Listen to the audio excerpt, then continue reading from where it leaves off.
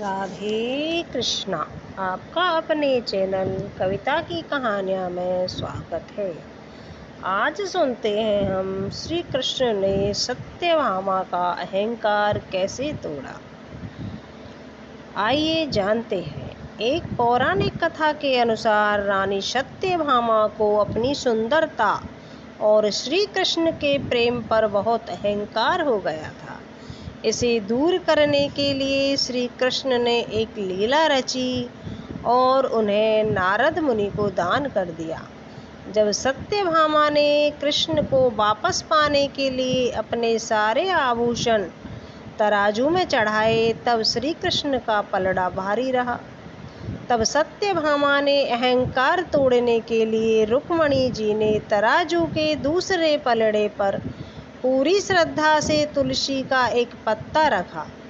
तुलसी का पत्ता रखते ही श्री कृष्ण का पलड़ा ऊपर उठ गया।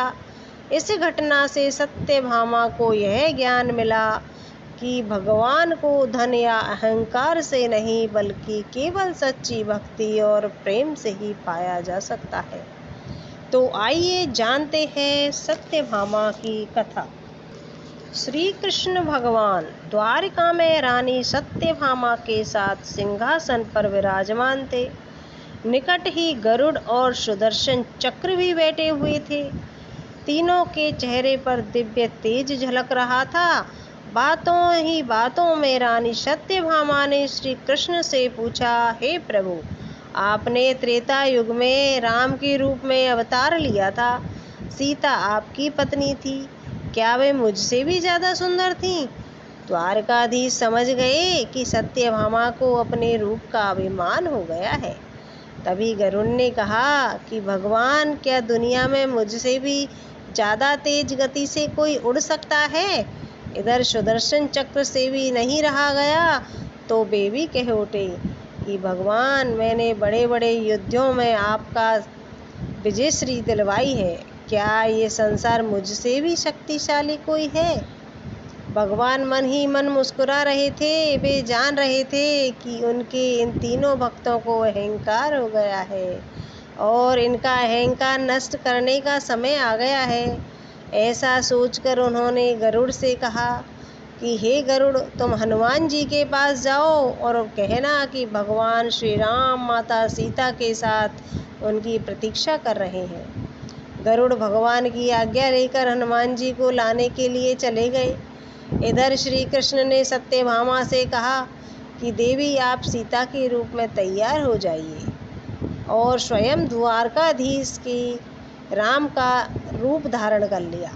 मधुसूदन ने सुदर्शन चक्र को आज्ञा देते हुए कहा, तुम महल के प्रवेश द्वार पर पहरा दो और ध्यान रहे कि मेरी आज्ञा के बिना महल में कोई प्रवेश न करे। भगवान की आज्ञा पाकर चक्र महल के द्वार पर तैनात हो गया। गरुड़ ने हनुमान जी के पास पहुंचकर कहा कि हे वानर श्रेष्ठ, भगवान श्री राम माता सीता के साथ द्वारका में आपसे मिलने के लिए प्रतीक्षा कर रहे हैं। आप मेरे साथ चलिए, मैं आपको अपनी पीठ पर बैठाकर शीघ्र ही वहां ले जाऊंगा। हनुमान जी ने विनयपूर्वक गरुड़ से कहा, आप चलिए, मैं आता हूँ। गरुड़ ने सोचा, पता नहीं यह बूढ़ा वानर कब पहुँचेगा। फिर अकेले गरुड़ ही महल में पहुँच गए। महल पहुंचकर गरुड़ देखते हैं कि हनुमान जी तो उनसे पहले ही महल में प्रभु राम के सामने बैठे हैं। गरुड़ का सिर लज्जा से झुक गया। तभी श्री राम ने हनुमान जी से कहा कि पवन पुत्र, तुम बिना आज्ञा के महल में कैसे प्रवेश कर गए? क्या तुम्हें किसी ने प्रवेश द्वार पर नहीं रोका? हनुमान जी ने हाथ जोड़ते हुए सिर झुकाकर अपने मुंह से सुदर्शन चक्र को निकालकर प्रभु राम के सामने रख दिया। हनुमान जी ने कहा, प्रभु, आपसे मिलने से मुझे इस चक्र ने रोका था, इसलिए इसे मुंह में रख मैं आपसे मिलने आ गया। मुझे क्षमा करें। ये सुनकर भगवान मन ही मन मुस्कुराने लगे। हनुमान जी ने हाथ जोड़ते हुए श्री राम से प्रश्न किया, हे प्रभु, आज आपने माता सीता के स्थान पर किस दासी को इतना सम्मान दे दिया कि वह आपके साथ सिंहासन पर विराजमान है। अब रानी सत्यभामा ने के अहंकार भंग होने की बारी थी। उन्हें सुंदरता का अहंकार था जो पल भर में चूर हो गया।